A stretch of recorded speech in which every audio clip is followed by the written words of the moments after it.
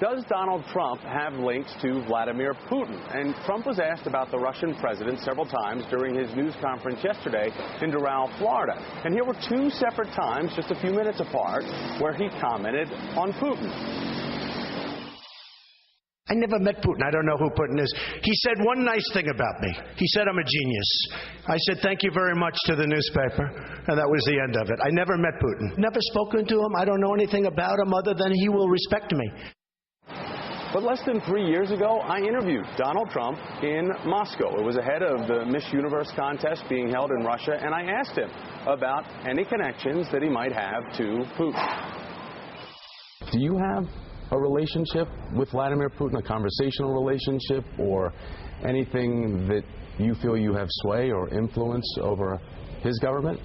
I do have a relationship, and I can tell you that he's very interested in what we're doing here today. He's probably very interested in what you and I are saying today, and I'm sure he's going to be seeing it in some form. But I do have a relationship with him, and I think it's very interesting to see what's happened. I mean, look, he's done a very brilliant job in terms of what he represents and who he's representing. If you look at what he's done with Syria, if you look at so many of the different things, he has really eaten our president's lunch. Let's not kid ourselves. Господина Дональда Трампа с победой на этих выборах. And I'd also like to congratulate Mr. Donald Trump with his victory in these elections. Мы слышали предвыборные заявления еще кандидата в президенты Соединенных Штатов. We have heard his electoral slogans when he was still a candidate of the presidency, которые были направлены на восстановление отношений между Россией и Соединенными Штатами. And he spoke about resuming and restoring relations between Russia and the United States. Мы понимаем и отдаем себе отчет в том, что это будет непростой путь с учетом той деградации, в которой, к сожалению, находятся отношения между США и Россией. We understand that the way to that would be difficult, taking into account the current state of degradation of relations between the US and Russia. И это, как я уже многократно говорил, не наша вина, что российско-американские отношения находятся именно в таком состоянии. And as I have repeatedly said, that is not our fault that the Russian-American relations are in that poor state. Но Россия готова и хочет восстановления полноформатных отношений с Соединенными Штатами. But Russia is ready and wants to restore the full-fledged relations with the United States. Повторяю, исходим из того, что это будет непростой путь, но мы готовы пройти и свою часть. I repeat, we understand that this will be a difficult way, but we are ready to play our part in it. И сделать все, чтобы вернуть российско-американские отношения на устойчивую траекторию развития. And do everything to return the Russian-American relations to the stable and sustainable development track. Это пошло бы на пользу как российскому, так и американскому народам. This would serve the well-being of both Russian and American peoples. И позитивно сказалось бы на общем климате в мировых делах, учитывая особую ответственность России и США за поддержание глобальной стабильности и безопасности. And would have a positive effect on the general climate in the global affairs, taking into account the special responsibility of Russia and the US to sustain global stability and security.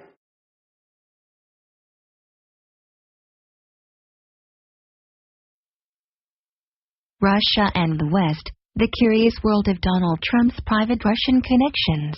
James S. Henry, did the American people really know they were putting such a well-connected guy in the White House? Tell me who you walk with and I'll tell you who you are. Vance. I've always been blessed with a kind of intuition about people that allows me to sense who the sleazy guys are, and I stay far away. Donald Trump, surviving at the top. Even before the November 8th election, many leading Democrats were vociferously demanding that the FBI disclose the fruits of its investigations into Putin-backed Russian hackers. Instead, FBI Director Comey decided to temporarily revive his zombie-like investigation of Hillary's emails. That decision may well have had an important impact on the election, but it did nothing to resolve the allegations about Putin. Even now, after the CIA has disclosed an abstract of its own still-secret investigation, it is fair to say that we still lack the cyberspace equivalent of a smoking gun. Fortunately, However, for those of us who are curious about Trump's Russian connections, there is another readily accessible body of material that has so far received surprisingly little attention.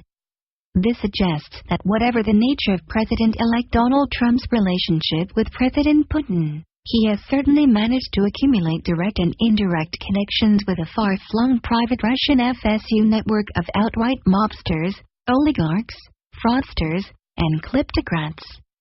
Any one of these connections might have occurred at random. But the overall pattern is a veritable Star Wars bar scene of unsavory characters, with Donald Trump seated right in the middle. The analytical challenge is to map this network, a task that most journalists and law enforcement agencies, focused on individual cases, have failed to do. Of course, to label this network private may be a stretch, given that in Putin's Russia, even the toughest mobsters learn the hard way to maintain a respectful relationship with the new Tsar. But here the central question pertains to our new Tsar. Did the American people really know they were putting such a well-connected guy in the White House? The big picture, kleptocracy and capital flight. A few of Donald Trump's connections to oligarchs and assorted thugs have already received sporadic press attention. For example, former Trump campaign manager Paul Manafort's reported relationship with exiled Ukrainian oligarch Dmytro Firtash. But no one has pulled the connections together, used them to identify still more relationships, and developed an image of the overall patterns. Nor has anyone related these cases to one of the most central facts about modern Russia, its emergence since the 1990s as a world-class kleptocracy, second only to China as a source of illicit capital and criminal loot, with more than $1.3 trillion of net offshore flight wealth as of 2016.1. This tidal wave of illicit capital is hardly just Putin's doing. It is in fact a symptom of one of the most epic failures in modern political economy, one for which the West bears a great deal of responsibility. This is the failure, in the wake of the Soviet Union's collapse in the late 1980s, to ensure that Russia acquires the kind of strong, middle-class-centric economic and political base that is required for democratic capitalism, the rule of law, and stable, peaceful relationships with its neighbors. Instead, from 1992 to the Russian debt crisis of August 1998, the West in general, and the U.S. Treasury, USAID, the State Department, the IMF World Bank, the EBRD, and many leading economists in particular, actively promoted and, indeed, helped to finance one of the most massive transfers of public wealth into private hands that the world has ever seen. For example, Russia's 1992 voucher privatization program permitted a tiny elite of former state-owned company managers and party apparatchiks to acquire control over a vast number of public enterprises, often with the help of outright mobsters. A majority of Gazprom, the state energy company that controlled a third of the world's gas reserves, was sold for $230 million. Russia's entire national electric grid was privatized for $630 million. Zell, Russia's largest auto company, went for about $4 million. Ports, ships, oil, iron and steel, aluminum, much of the high-tech arms and airlines industries, the world's largest diamond mines, and most of Russia's banking system also went for a song. Indiana, 1994-96, under the infamous Loans for Shares program, Russia privatized 150 state-owned companies for just $12 billion, most of which was loaned to a handful of well-connected buyers by the state, and indirectly by the World Bank and the IMF. The principal beneficiaries of this privatization cartelization, were initially just 25 or so budding oligarchs with the insider connections to buy these properties and the muscle to hold them to the happy few who made personal fortunes from this feeding frenzy. In a sense, the very first of the new kleptocrats not only included numerous Russian officials, but also leading gringo investors, advisors, Harvard professors, USAID advisors, and bankers at Credit Suisse, First Boston, and other Wall Street investment banks. As the renowned development economist Alex Gershenkrone, an authority on Russian development, once said, if we were in Vienna, we would have said, We wish we could play it on the piano. For the vast majority of ordinary Russian citizens, this extreme reconcentration of wealth coincided with nothing less than a full-scale 1930s-type depression, a shock therapy-induced rise in domestic price levels that wiped out the private savings of millions, rampant lawlessness, a public health crisis, and a sharp decline in life expectancy and birth rates. Sadly, this neoliberal market reform policy package that was introduced at a Stalin-like pace from 1992 to late 1998 was not only condoned but partly designed and financed by senior Clinton administration officials, neoliberal economists, and innumerable USAID, World Bank, and IMF officials. The few dissenting voices included some of the West's best economic brains, Nobel laureates like James Tobin, Kenneth Arrow, Lawrence Klein, and Joseph Stiglitz. They also included Moscow University's Sergei Glazov, who now serves as President Putin's chief economic advisor. Unfortunately, they were no match for the folks with the cash. There was also an important intervention in Russian politics. In January 1996, a secret team of professional U.S. political consultants arrived in Moscow to discover that, as CNN put it back then, the only thing voters like less than Boris Yeltsin is the prospect of upheaval. The expert solution was one of earliest Branda's crisis campaign strategies, in which Yeltsin was spun as the only alternative to chaos.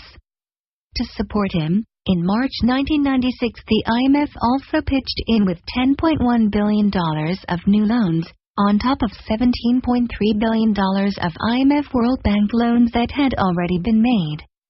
With all this outside help, plus ample contributions from Russia's new elite, Yeltsin went from just 8% approval in the January 1996 polls to a 54 to 41% victory over the Communist Party candidate, Gennady Zyuganov, in the second round of the July 1996 election.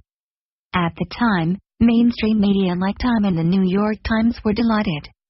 Very few outside Russia questioned the wisdom of this blatant intervention in post-Soviet Russia's first democratic election, or the West's right to do it in order to protect itself.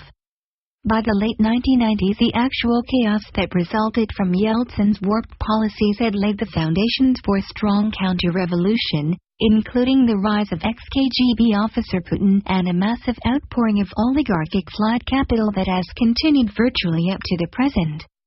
For ordinary Russians, as noted, this was disastrous. But for many banks, private bankers, hedge funds, law firms, and accounting firms, for leading oil companies like ExxonMobil and BP, as well as for needy borrowers like the Trump Organization, the opportunity to feed on post-Soviet spoils was a godsend. This was vulture capitalism at its worst. The nine-lived Trump, in particular, had just suffered a string of 6 successive bankruptcies. So the massive illicit outflows from Russia and oil-rich FSU members like Kazakhstan and Azerbaijan from the mid-1990s provided precisely the kind of undiscriminating investors that he needed.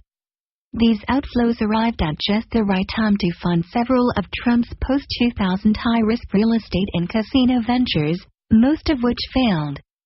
As Donald Trump, Jr., Executive Vice President of Development and Acquisitions for the Trump Organization, told the Bridging U.S. and Emerging Markets Real Estate Conference in Manhattan in September 2008, on the basis, he said, of his own half-dozen trips to Russia in 18 months. In terms of high-end product influx into the United States, Russians make up a pretty disproportionate cross-section of a lot of our assets. Say in Dubai, and certainly with our product in Soho and anywhere in New York. We see a lot of money pouring in from Russia. All this helps to explain one of the most intriguing puzzles about Donald Trump's long, turbulent business career, how he managed to keep financing it, despite a dismal track record of failed projects. According to the official story, this was simply due to a combination of brilliant deal-making, Trump's gold-plated brand, and raw animal spirits, with $916 million of creative tax dodging as a kicker. But this official story is hokum.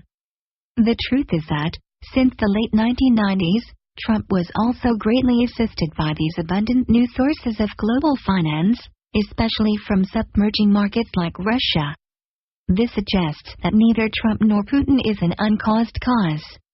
They are not evil twins, exactly, but they are both byproducts of the same neoliberal policy scams that were peddled to Russia's struggling new democracy. A guided tour of Trump's Russian FSU connections.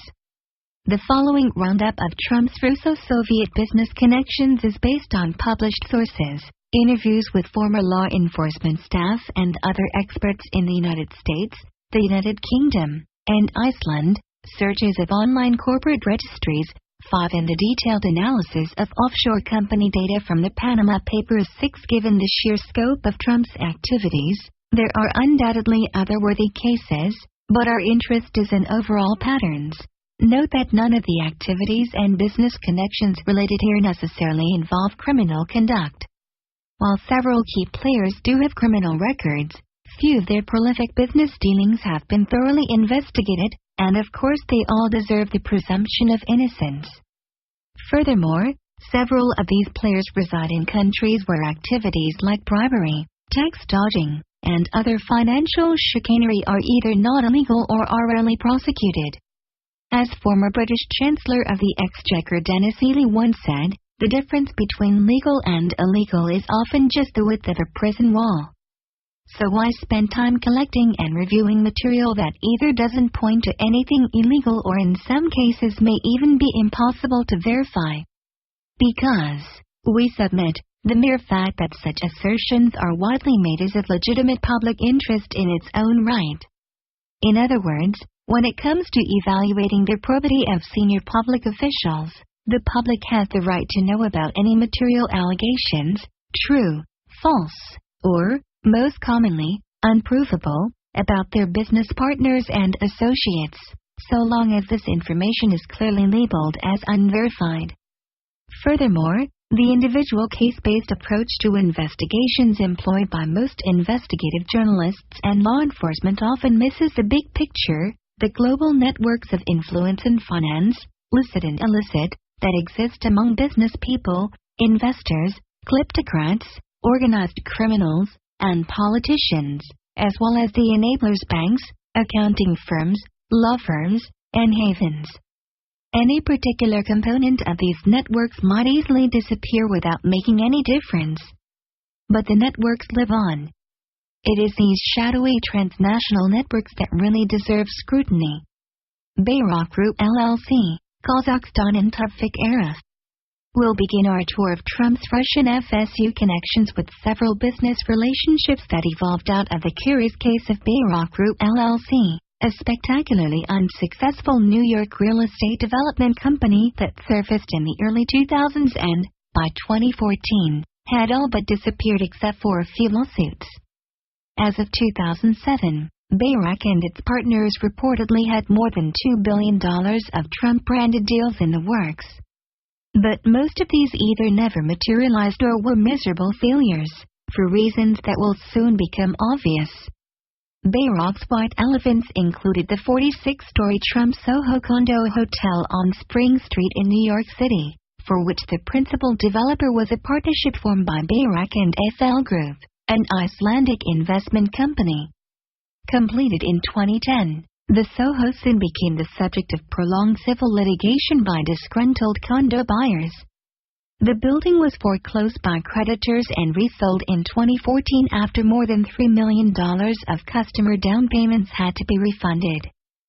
Similarly, Bayrock's Trump International Hotel and Tower in Fort Lauderdale was foreclosed and resold in 2012, while at least 3 other Trump-branded properties in the United States, plus many other project concepts that Bayrock had contemplated, from Istanbul and Kiev to Moscow and Warsaw, also never happened.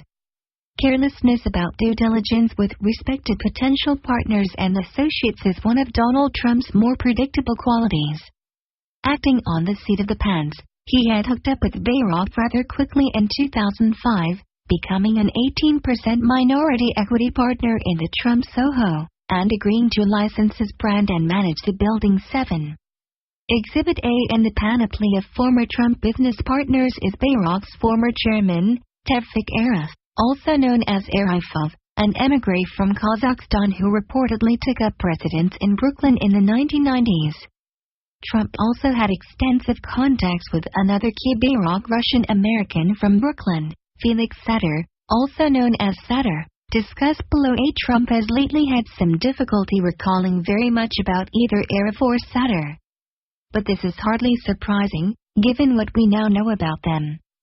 Trump described his introduction to Bayrock in a 2013 deposition for a lawsuit that was brought by investors in the Fort Lauderdale project, one of Trump's first with Bayrock. Well, we had a tenant in Trump Tower called Bayrock, and Bayrock was interested in getting us into deals. 9. According to several reports, Tevfik Arif was originally from Kazakhstan, a Soviet republic until 1992. Born in 1950, Arif worked for 17 years in the Soviet Ministry of Commerce and Trade, serving as Deputy Director of Hotel Management. By the time of the Soviet Union's collapse in the early 1990s, he relocated to Turkey, where he reportedly helped to develop properties for the Rixos hotel chain. Not long thereafter, he relocated to Brooklyn, founded Bayrock, opened an office in the Trump Tower, and started to pursue projects with Trump and other investors. 11. Tevfik Arif was not Bayrock's only connection to Kazakhstan. A 2007 Bayrock investor presentation refers to Alexander Mishevich's Eurasia Group as a strategic partner for Bayrock's equity finance. Together with two other prominent Kazakh billionaires, Pavel Chodov, also known as Shodiev, and Ilijan Ibrahimov, Mashkevich reportedly ran the Eurasian Natural Resources Cooperation. In Kazakhstan, these three are sometimes referred to as the trio. 12. The trio has apparently worked together ever since Gorbachev's late 1980s perestroika in metals and other natural resources. It was during this period that they first acquired a significant degree of control over Kazakhstan's vast mineral and gas reserves. Naturally, they found it useful to become friends with Nursultan Nazarbayev, Kazakhstan's longtime ruler. Indeed, State Department cables leaked by WikiLeaks in November 2010 describe a close relationship between the trio and the seemingly perpetual Nazarbayev kleptocracy. In any case, the trio has recently attracted the attention of many other investigators and news outlets, including the September 11th Commission report, The Guardian, Forbes, and The Wall Street Journal. In addition to resource grabbing, the litany of the trio's alleged activities include money laundering, bribery, and racketeering. 13. In 2005, according to U.S. State Department cables released by WikiLeaks, Chodov, referred to in a State Department cable as Fatak Shodiev, was recorded on video attending the birthday of reputed Uzbek mob boss Salim Abdulvalieva and presenting him with a $10,000 gift or tribute. According to the Belgian newspaper Le Soir, Chodov and Mashkevich also became close associates of a curious Russian-Canadian businessman, Boris J. Burstein, who happens to have been the father-in-law of another key Russian-Canadian business associate of Donald Trump in Toronto. We will return to Burstein below. The trio also turn up in the April 2016 Panama Papers database as the apparent beneficial owners of a Cook Islands company, International Financial Limited. 14. The Belgian newspapers Het Laatste Nieuws, Le Soir, and La Libre Belgique have reported that Chodov paid $23 million to obtain a Class B banking license for this same company, permitting it to make international currency trades. In the words of a leading Belgian financial regulator, that would make all money laundering undetectable. The Panama Papers also indicate that some of Arif's connections at the Rixos Hotel Group may have ties to Kazakhstan. For example, one offshore company listed in the Panama Papers database, Group Rixos Hotel, reportedly acts as an intermediary for 4 BVI offshore companies. 15. Rixos Hotel CEO, Fetat Amins, is listed as having been a shareholder for 2 of these companies, while a shareholder in another, Hazara Asset Management, had the same name as the son of a recent Kazakhstan Minister for Sports and Tourism. As of 2012, This Kazakh official was described as the third most influential deputy in the country's Matsalis, the lower house of parliament, in a Forbes Kazakhstan article. According to a 2015 lawsuit against Bayrak by Jody Chris, one of its former employees, Bayrak started to receive millions of dollars in equity contributions in 2004, supposedly by way of Arif's brother in Russia, who allegedly had access to cash accounts at a chromium refinery in Kazakhstan. This as yet unproven allegation might well just be an attempt by the plaintiff to extract a more attractive settlement from Bayrak and its original principals. But it is also consistent with the fact that chromium is indeed one of the Kazakh natural resources that is reportedly controlled by the trio. As for Arif, his most recent visible brush with the law came in 2010, when he and other members of Bayrak's Eurasian trio were arrested together in Turkey during a police raid on a suspected prostitution ring, according to the Israeli daily Yediot Aronot. At the time, Turkish investigators reportedly asserted that Arif might be the head of a criminal organization that was trafficking in Russian and Ukrainian escorts, allegedly including some as young as 13.16. According to these assertions, big-ticket clients were making their selections by way of a modeling agency website, with Arif allegedly handling the logistics. Especially galling to Turkish authorities, the preferred venue was reportedly a yacht that had once belonged to the widely revered Turkish leader Ataturk. It was also alleged that Arif may have also provided lodging for young women at Rixos Group Hotels 17. According to Russian media, 2 senior Kazakh officials were also arrested during this incident, although the Turkish Foreign Ministry quickly dismissed this allegation as groundless. In the end, all the charges against Arif resulting from this incident were dismissed in 2012 by Turkish courts, and his spokespeople have subsequently denied all involvement. Finally, despite Bayrak's demise and these other legal entanglements, Arif has apparently remained active. For example, Bloomberg reports that, as of 2013, he, his son, and Rixos Hotel CEO Fetat Amins had partnered to pursue the rather controversial business of advancing funds to cash-strapped high-profile soccer players in exchange for a share of their future marketing revenues and team transfer fees.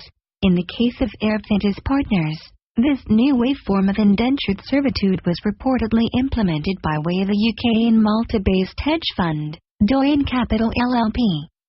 Because this practice is subject to innumerable potential abuses, including the possibility of subjecting athletes or clubs to undue pressure to sign over valuable rights and fees, UEFA, Europe's governing soccer body, wants to ban it.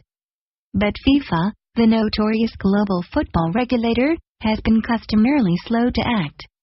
To date, Doyen Capital LLP has reportedly taken financial gambles on several well-known players, including the Brazilian star Neymar. The case of Bayrak LLC, Felix Sater. Our second exhibit is Felix Sater, the senior Bayrak executive introduced earlier. This is the fellow who worked at Bayrak from 2002 to 2008 and negotiated several important deals with the Trump Organization and other investors. When Trump was asked who at Bayrak had brought him the Fort Lauderdale project in the 2013 deposition cited above, he replied, "It could have been Felix Sater, it could have been, I really don't know who it might have been, but somebody from Bayrak." Although Sater left Bayrak in 2008, by 2010 he was reportedly back in Trump Tower as a senior advisor to the Trump Organization, at least on his business card, with his own office in the building. Sater has also testified under oath that he had escorted Donald Trump, Jr. and Ivanka Trump around Moscow in 2006, had met frequently with Donald over several years, and had once flown with him to Colorado. And although this might easily have been staged, he is also reported to have visited Trump Tower in July 2016 and made a personal $5,400 contribution to Trump's campaign. Whatever Felix Sater has been up to recently, the key point is that by 2002, at the latest, 19 Tevfik Arif decided to hire him as Bayrak's COO and managing director. This was despite the fact that by then Felix had already compiled an astonishing track record as a professional criminal, with multiple felony pleas and convictions, extensive connections to organized crime, and, the ultimate prize, a virtual get-out-of-jail-free card, based on an informant relationship with the FBI and the CIA that is vaguely reminiscent of Whitey Bulger 20. Satter, a Brooklyn resident like Arif, was born in Russia in 1966. He reportedly emigrated with his family to the United States in the mid-1970s and settled in Little Odessa. It seems that his father, Mikhail Shafirovsky, also known as Michael Satter, may have been engaged in Russian mob activity before he arrived in the United States. According to a certified U.S. Supreme Court petition, Felix Satter's FBI handler stated that he was well familiar with the crimes of Satter and is Satter's father, a Semyon Mogilovich crime syndicate boss. 21A 1998 FBI report reportedly said Mogilovich's organization had approximately 250 members and was involved in trafficking nuclear materials, weapons, and more, as well as money laundering. See below. But Michael Satter may have been less ambitious than his son. His only reported U.S. criminal conviction came in 2000, when he pled guilty to 2 felony counts for extorting Brooklyn restaurants, grocery stores, and clinics. He was released with 3 years probation. Interestingly, the U.S. Attorney for the Eastern District of New York who handled that case at the time was Loretta Lynch, who succeeded Eric Holder as U.S. Attorney General in 2014. Back in 2000, she was also overseeing a budding informant relationship and a plea bargain with Michael's son Felix, which may help to explain the father's sentence. By then young Felix Satter was already well on his way to a career as a prototypical Russian-American mobster. In 1991 he stabbed a commodity trader in the face with a margarita glass stem in a Manhattan bar, severing a nerve. He was convicted of a felony and sent to prison. As Trump tells it, Satter simply got into a barroom fight, which a lot of people do. The sentence for this felony conviction could not have been very long, because, by 1993, 27-year-old Felix was already a trader in a brand-new Brooklyn-based commodity firm called White Raw Partners, an innovative joint venture among 4 New York crime families and the Russian mob aimed at bringing state-of-the-art financial fraud to Wall Street. 5 years later, in 1998, Felix Satter pled guilty to stock racketeering, as one of 19 U.S. and Russian mob-connected traders who participated in a $40 million pump-and-dump securities fraud scheme. Facing 20 years in federal prison, Satter and Gennady Klotzman, a fellow Russian-American who'd been with him on the night of the Manhattan bar fight, turned snitch and helped the Department of Justice prosecute their co-conspirators 22 reportedly, so did Salvatore Loria, another trader involved in the scheme. According to the Jody Chris lawsuit, Loria later joined Bayrock as an off-the-books paid consultant. Initially their cooperation, which lasted from 1998 until at least late 2001, was kept secret, until it was inadvertently revealed in a March 2000 press release by U.S. Attorney Lynch. Unfortunately for Satter, about the same time the NYPD also reportedly discovered that he had been running a money laundering scheme and illicit gun sales out of a Manhattan storage locker.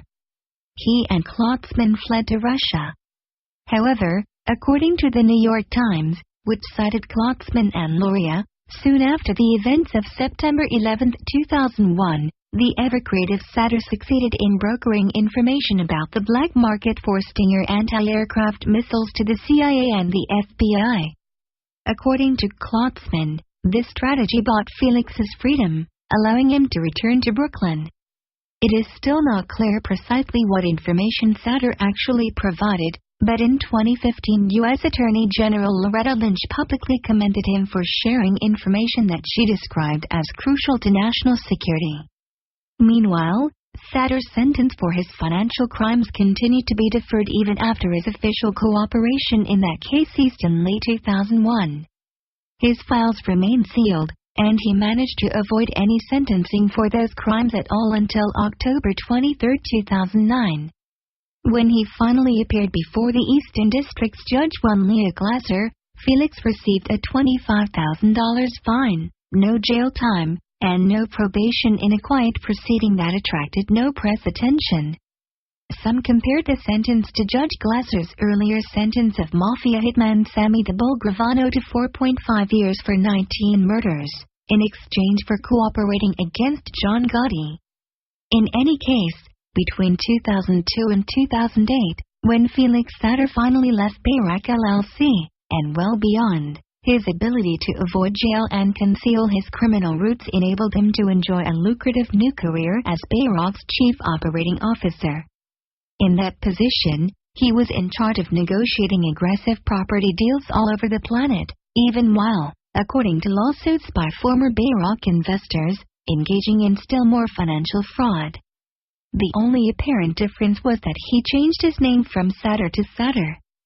23. In the 2013 deposition cited earlier, Trump went on to say, "I don't see Felix as being a member of the mafia." Asked if he had any evidence for this claim, Trump conceded, "I have none." 24. As for Sater's pal Klotzman, the past few years have not been kind. As of December 2016, he is in a Russian penal colony, working off a 10-year sentence for a failed $2.8 million Moscow diamond heist in August 2010. In 2016, Klotzman was reportedly placed on a top 10 list of Americans that the Russians were willing to exchange for high-value Russian prisoners in U.S. custody, like the infamous arms dealer Victor Bout. So far there have been no takers. But with Donald Trump as president, who knows? The case of Iceland's FL Group. One of the most serious frauds alleged in the recent Bayrock lawsuit involves FL Group, an Icelandic private investment fund that is really a saga all its own. Iceland is not usually thought of as a major offshore financial center.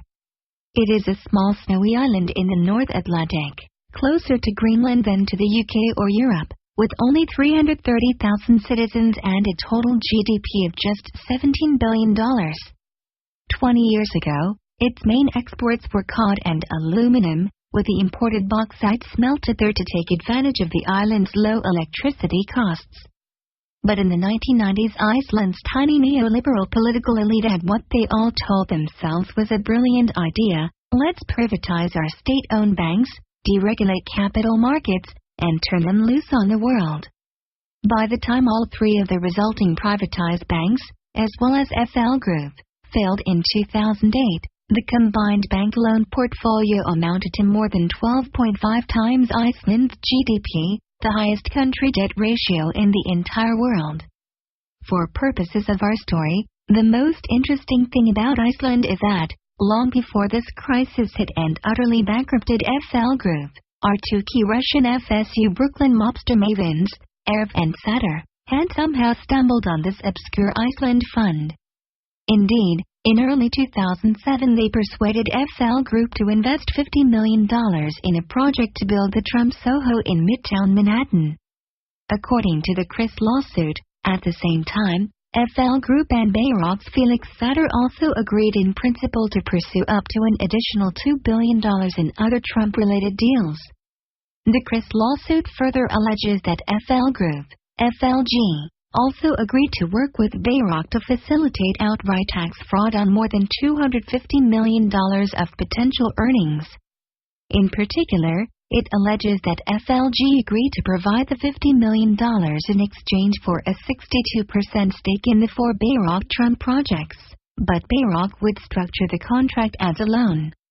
This meant that Bayrock would not have to pay taxes on the initial proceeds, while FLG's anticipated $250 million of dividends would be channeled through a Delaware company and characterized as interest payments, allowing Bayrock to avoid up to $100 million in taxes. For tax purposes, Bayrock would pretend that their actual partner was a Delaware partnership that it had formed with FLG Property LLC, rather than FLG itself. The Trump Organization has denied any involvement with FLG. However, as an equity partner in the Trump Soho, with a significant 18% equity stake in this one deal alone, Donald Trump himself had to sign off on the Bayrock FLG deal. This raises many questions. Most of these will have to await the outcome of the Chris litigation, which might well take years, especially now that Trump is president. But several of these questions just leap off the page. First, how much did President-elect Trump know about the partners and the inner workings of this deal?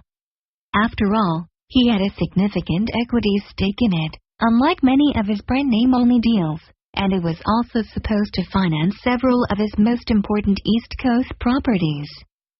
Second, how did the FL Group and Bayrock come together to do this dodgy deal in the first place? One former FL Group manager alleges that the deal arrived by accident. A relatively small deal was nothing special on either side. 25 The Chris lawsuit, on the other hand, alleges that FLG was a well-known source of easy money from dodgy sources like Kazakhstan and Russia, and that other Bayrock players with criminal histories, like Salvatore Lauria, for example, were involved in making the introductions. At this stage, the evidence with respect to this second question is incomplete. But there are already some interesting indications that FL Group's willingness to generously finance Bayrock's peculiar Russian FSU Brooklyn team, its rather poorly conceived Trump projects, and its purported tax dodging were not simply due to Icelandic backwardness. There is much more for us to know about Iceland's special relationship with Russian finance. In this regard, there are several puzzles to be resolved. First, it turns out that FL Group, Iceland's largest private investment fund until it crashed in 2008, had several owners investors with deep Russian business connections, including several key investors in all three top Iceland banks. Second, it turns out that FL Group had constructed an incredible maze of cross-shareholding, lending, and cross-derivatives relationships with all these major banks, as illustrated by the following snapshot of cross-shareholding among Iceland's financial institutions and companies as of 2008.26. This thicket of cross-dealing made it almost impossible to regulate control fraud, where insiders at leading financial institutions went on a self-serving binge, borrowing and lending to finance risky investments of all kinds. It became difficult to determine which institutions were net borrowers or investors, as the concentration of ownership and self-dealing in the financial system just soared. Third, FL Group make a variety of peculiar loans to Russian-connected oligarchs as well as to Bayrock. For example, as discussed below, Alex Schneider, the Russian-Canadian billionaire who later became Donald Trump's Toronto business partner, secured a $45.8 million loan to buy a yacht from Copthing Bank during the same period, while a company belonging to another Russian billionaire who reportedly owns an important vodka franchise got an even larger loan. 27. Fourth, Iceland's largest banks also made a series of extraordinary loans to Russian interests during the run-up to the 2008 crisis. For example, one of Russia's wealthiest oligarchs, a close friend of President Putin, nearly managed to secure at least $400 million, or, some say, up to 4 times that much, from Copthing, Iceland's largest bank, in late September 2008, just as the financial crisis was breaking wide open. This bank also had important direct and indirect investments in FL Group. Indeed, until December 2006, it is reported to have employed the FL Group private equity manager who allegedly negotiated Felix Satter's $50 million deal in early 2007.28. Fifth, there are unconfirmed accounts of a secret U.S. Federal Reserve report that unnamed Iceland banks were being used for Russian money laundering. 29. Furthermore, Copthing Bank's repeated requests to open a New York branch in 2007 August were rejected by the Fed. Similar unconfirmed rumors repeatedly appeared in Danish and German publications, as did allegations about the supposed Kazakh origins of FLG's cash to be laundered in the Chris lawsuit. Sixth, there is the peculiar fact that, when Iceland's banks went belly up in October 2008, their private banking subsidiaries in Luxembourg, which were managing at least $8 billion of private assets, were suddenly seized by Luxembourg banking authorities and transferred to a new bank, Bank Adeland. This happened so fast that Iceland's central bank was prevented from learning anything about the identities or portfolio sizes of the Iceland bank's private offshore clients. But again, there were rumors of some important Russian names. Finally, there is the rather odd phone call that Russia's ambassador to Iceland made to Iceland's Prime Minister at 6:45 a.m. on October 7, 2008, the day after the financial crisis hit Iceland. According to the PM's own account, the Russian ambassador informed him that then Prime Minister Putin was willing to consider offering Iceland a 4 billion Russian bailout. Of course, this alleged Putin offer was modified not long thereafter into a willingness to entertain an Icelandic negotiating team in Moscow. By the time the Iceland team got to Moscow later that year, Russia's desire to lend had cooled, and Iceland ended up accepting a $2.1 billion IMF stabilization package instead. But according to a member of the negotiating team, the reasons for the reversal are still a mystery. Perhaps Putin had reconsidered because he simply decided that Russia had to worry about its own considerable financial problems. Or perhaps he had discovered that Iceland's banks had indeed been very generous to Russian interests on the lending side, while, given Luxembourg's actions, any Russian private wealth invested in Icelandic banks was already safe. On the other hand, there may be a simpler explanation for Iceland's peculiar generosity to sketchy partners like Bayrock. After all, right up to the last minute before the October 2008 meltdown, the whole world had awarded Iceland AAA ratings, depositors queued up in London to open high-yield Iceland bank accounts, its bank stocks were booming, and the compensation paid to its financiers was off the charts. So why would anyone worry about making a few more dubious deals? Overall, therefore, with respect to these odd Russia-Iceland connections, the proverbial jury is still out. But all these Icelandic puzzles are intriguing and bear further investigation. The case of the Trump Toronto Tower and Hotel, Alex Schneider. Our fourth case study of Trump's business associates concerns the 48-year-old Russian-Canadian billionaire Alex Schneider, who co-financed the 70-story Trump Tower and Hotel, Canada's tallest building. It opened in Toronto in 2012. Unfortunately, like so many of Trump's other Russia FSU-financed projects, this massive Toronto condo hotel project went belly up this November and has now entered foreclosure. According to an online profile of Schneider by a Ukrainian news agency, Alex Schneider was born in Leningrad in 1968, the son of, or as say Schneider in Russian 30. A recent Forbes article says that he and his family emigrated to Israel from Russia when he was 4 and then relocated to Toronto when he was 13 to 14.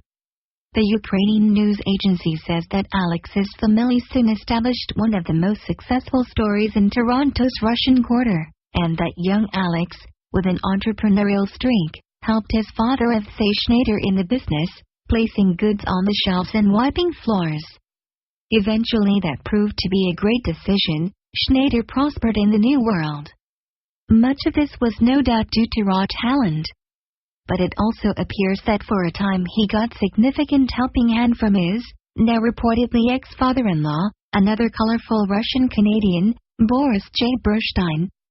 Originally from Lithuania, Burstein, now about 69, has been a Canadian citizen since at least 1982.31. He resided in Zurich for a time in the early 1990s, but then returned to Toronto and New York. 32. One of his key companies was called Cibico SA, a trading company that was registered in Zurich in December 1982.33. By the early 1990s, Burstein and his partners had started many other Cibico-related companies in a wide variety of locations, including Antwerp, 34 Toronto, 35 Winnipeg, 36 Moscow, Delaware, 37 Panama, 38 in Zurich, 39. Several of these are still active. 40. He often staffed them with directors and officers from a far-flung network of Russians, emissaries from other FSU countries like Kyrgyzstan and Moldova, and recent Russia FSU emigres to Canada. 41.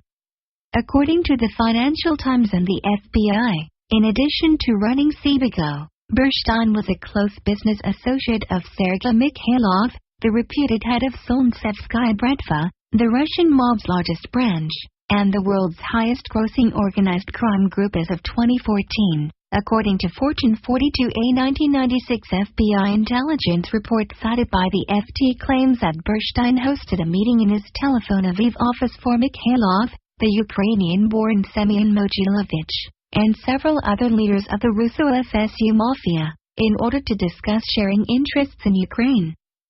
43A subsequent 1998 FBI intelligence report on the Semyon Mogilovich organization repeated the same charge. 44 and described Mogilovich's successful attempts at gaining control over Ukraine privatization assets. The Ford article also described how Bernstein and his associates had acquired extraordinary influence with key Ukraine officials, including President Leonid Kuchma, with the help of up to $5 million of payoffs. 45 citing Swiss and Belgian investigators. The FT also claimed that Bernstein and Mikhailov jointly controlled a Belgian company called MAB International in the early 1990s. 46 during that period, those same investigators reportedly observed transfers worth millions of dollars between accounts held by Mikhailov, Bernstein, and Alexander Volkov, Sebeco's representative in Ukraine. In 1993, the Yeltsin government reportedly accused Bernstein of illegally exporting 7 million tons of Russian oil and laundering the proceeds. 47 Dmitry Yakubovsky, a former associate of Bernstein's who had also moved to Toronto, was said to be cooperating with the Russian investigation. One night a gunman fired 3 shots into Yakubovsky's home, leaving a note warning him to cease his cooperation, according to a New York Times article published that year. As noted above, according to the Belgian newspaper Le Soir, 2 members of Bayrock's Eurasian trio were also involved in Sebeco during this period as well, Pavel Chodov and Alexander Mashkevich. Chodov reportedly first met Bernstein through the Soviet Foreign Ministry, and then went on to run Sebeco's Moscow office before joining its Belgium office in 1991. Le Soir further claims that Mashkevich worked for Sebeco too, and that this was actually how he and Chodov had first met. All this is fascinating, but what about the connections between Bernstein and Trump's Toronto business associate, Alex Schneider? Again, the leads we have are tantalizing. The Toronto Globe and Mail reported that in 1991, while enrolled in law school, young Alex Schneider started working for Bernstein at Sebeco's Zurich headquarters, where he was reportedly introduced to steel trading. Evidently this was much more than just a job. The Zurich company registry lists Alex Schneider as a director of Sebeco Metals AG from March 1993 to January 1994.48.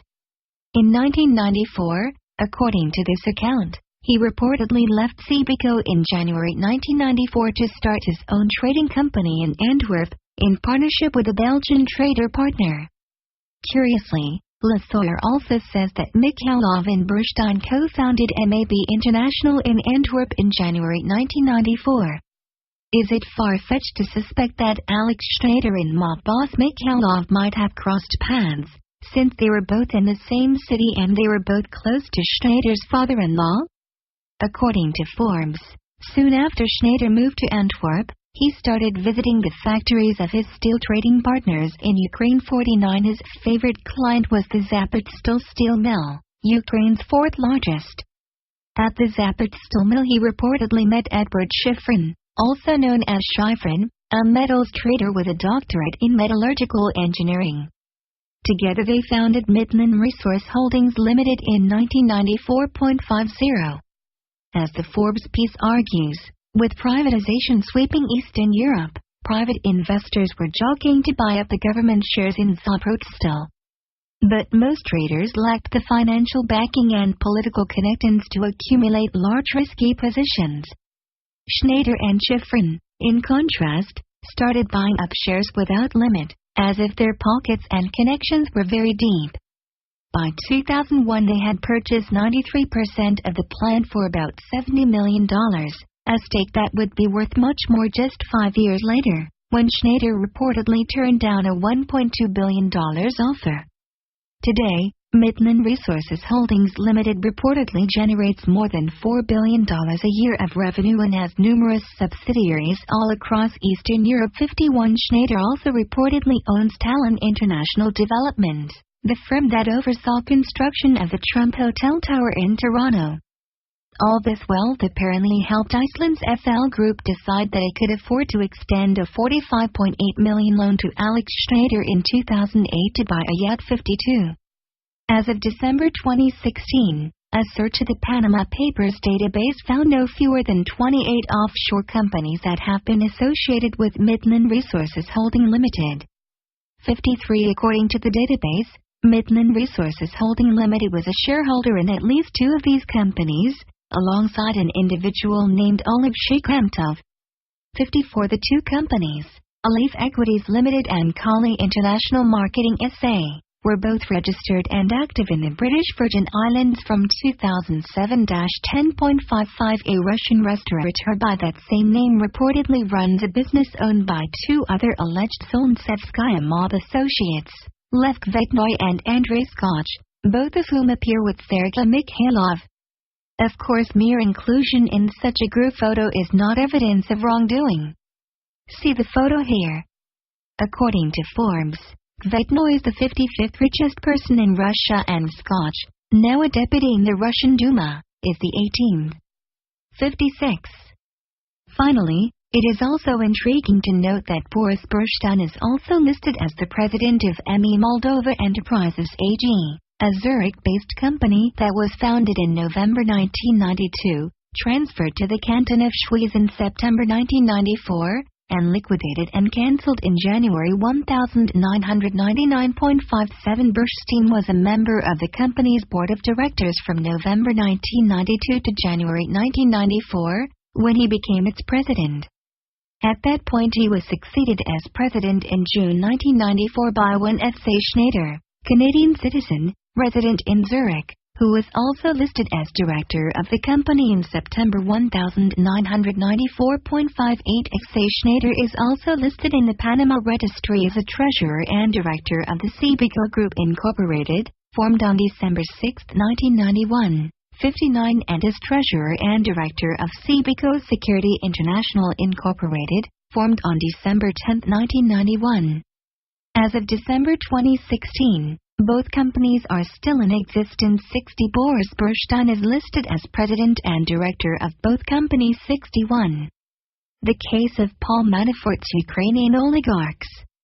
Our fifth Trump associate profile concerns the Russo-Ukrainian connections of Paul Manafort, the former Washington lobbyist who served as Donald Trump's national campaign director from April 2016 to August 2016.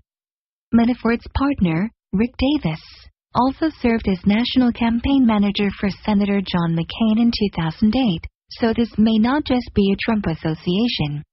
One of Manafort's biggest clients was the dubious pro-Russian Ukrainian billionaire Dmytro Firtash. By his own admission, Firtash maintained strong ties with a recurrent figure on the scene, the reputed Ukrainian-Russian mob boss Semyon Mogilevich. His most important other links are almost certainly to Putin.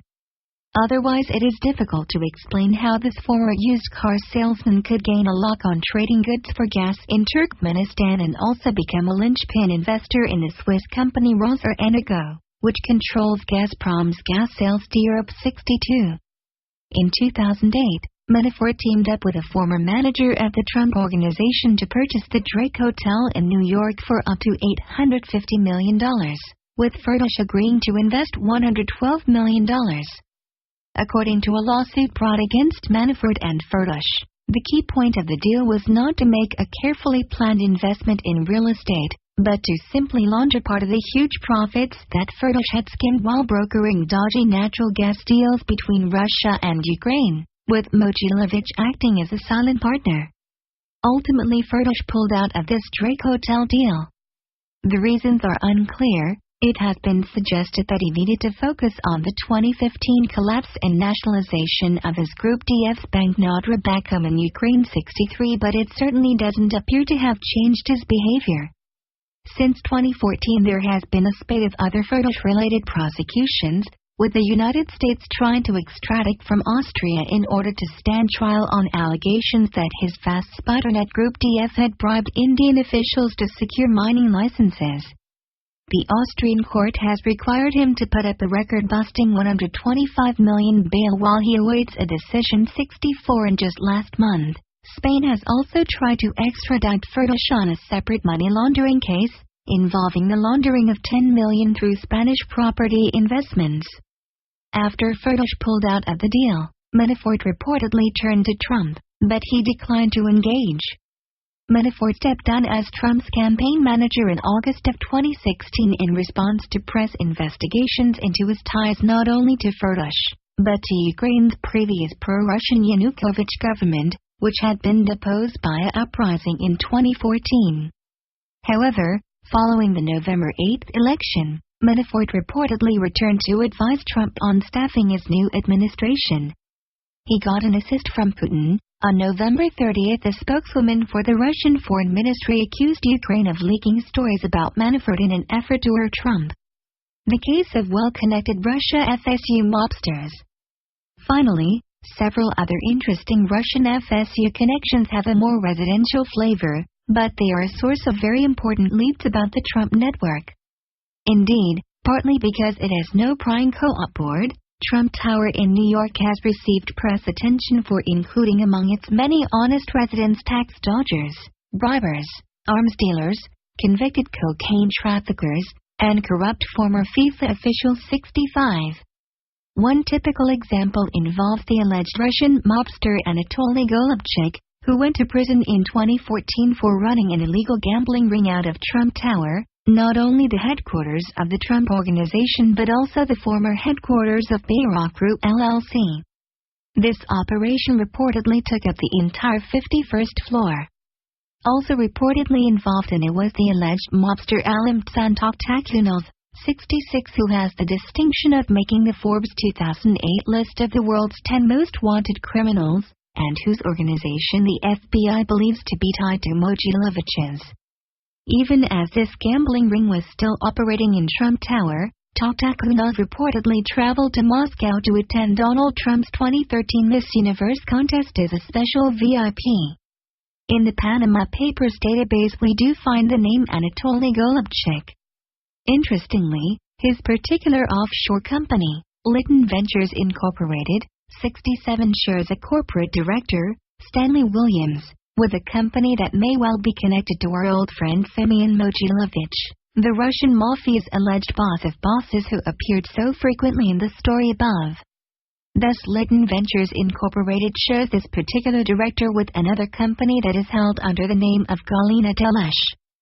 68. According to the Organized Crime and Corruption Reporting Project, multiple offshore companies belonging to Semyon Mogilevich have been registered under the same name, which just happens to be that of Mogilevich's first wife. A 2003 indictment of Mogilevich also mentions 2 offshore companies that he is said to have owned, with names that include the terms Arbat and Ergun. The same corporate director shared by Golubchik and Telesh also happens to be a director of a company called Westix Limited, 69, which shares its Moscow address with Ergun Overseas and Arbat Capital. 70, and another company with that same director appears to belong to Dariga Nazarbayeva, the eldest daughter of Nursultan Nazarbayev, the long-lived president of Kazakhstan. Dariga is expected to take his place if he ever decides to leave office or proves to be mortal. Lastly, Retro Ferdosh, the Mogilevich pal and Manafort client that we met earlier, also turns up in the Panama Papers database as part of a Galina Telesh's network neighborhood. A director of Telesh's Barlow Investing, Vesiki Androu, was also a nominee director of a Cyprus company called Toromont Limited, while another Toromont Limited nominee director, Annex Holdings Limited, a St. Kitts company, is also listed as a shareholder in Ferdosh's Group DF Limited, along with Ferdosh himself 71 and Group DF CEO, who allegedly worked with Manafort to channel Ferdosh's funding into the Drake Hotel venture, is also listed in the Panama Papers database as a Group DF shareholder. Moreover, A 2006 Financial Times investigation identified 3 other offshore companies that are linked to both Firtash and Telash-72. Of course, all of these curious relationships may just be meaningless coincidences. After all, the director shared by Telash and Golubchik is also listed in the same role for more than 200 other companies, and more than 1,000 companies besides Arbat Capital and Erkin Overseas share Westix's corporate address. In the burgeoning land of offshore havens and shell game corporate citizenship, there is no such thing as overcrowding. The appropriate way to view all this evidence is to regard it as Socratic, raising important unanswered questions, not providing definite answers. In any case, returning to Trump's relationship through Trump Tower, another odd one involves the 1990s vintage fraudulent company YBM Magnets International.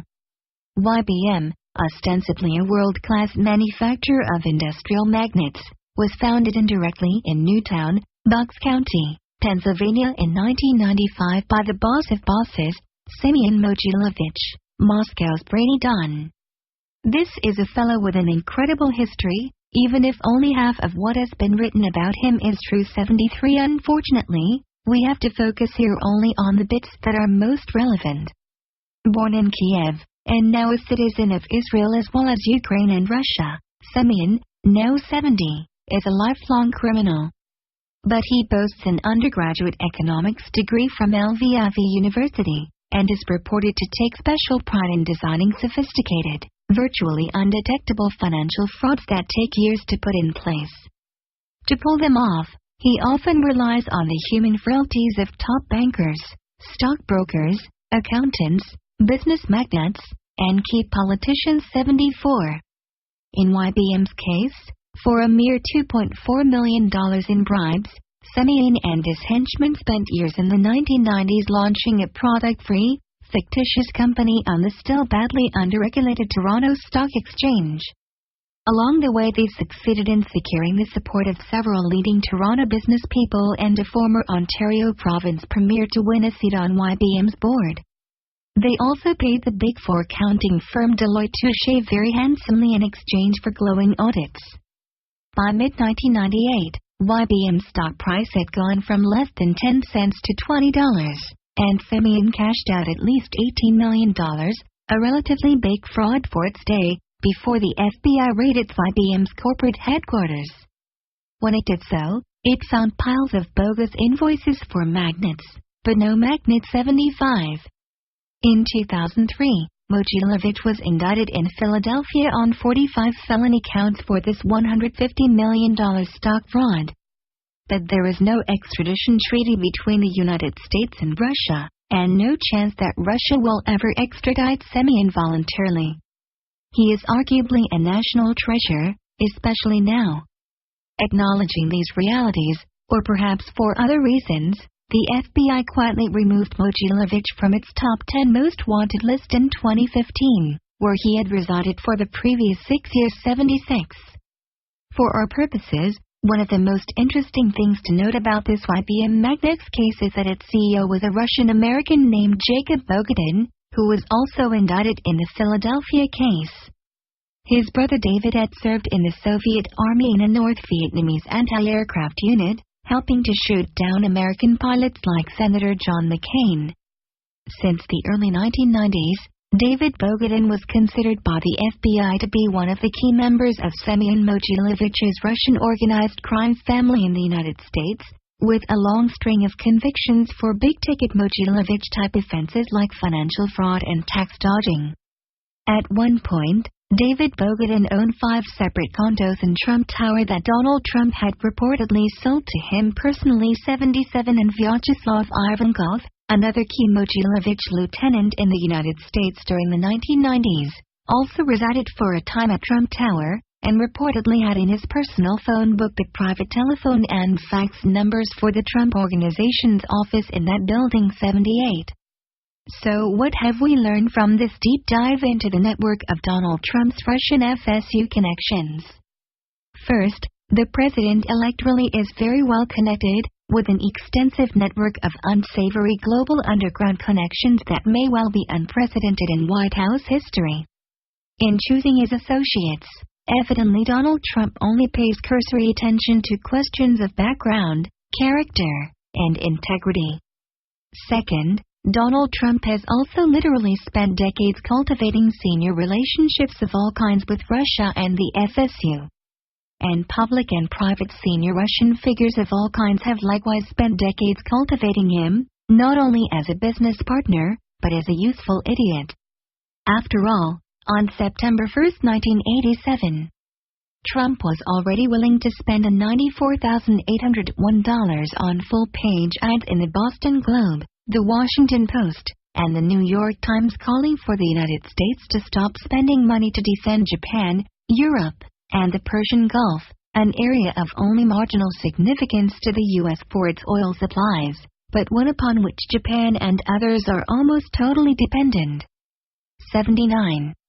This is one key reason why just this week, Robert Gates, a registered Republican who served as Secretary of Defense under Presidents Bush and Obama, as well as former Director and Deputy Director of the CIA, criticized the response of Congress and the White House to the alleged Putin-backed hacking as far too laid back.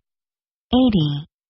Third, even beyond questions of illegality, the public clearly has a right to know much more than it already knows about the nature of such global connections. As the opening quote from Trevant suggests, these relationships are probably a pretty good leading indicator of how presidents will behave once in office. Unfortunately, for many reasons, this year American voters never really got the chance to decide whether such low connections and entanglements belong at the world's high peak of official power. In the waning days of the Obama administration, with the Electoral College about to ratify Trump's election and Congress in recess, it is too late to establish the kind of bipartisan, 9/11-type commission that would be needed to explore these connections in detail. Finally, the long-run consequence of careless interventions in other countries is that they often come back to haunt us. In Russia's case, it just has.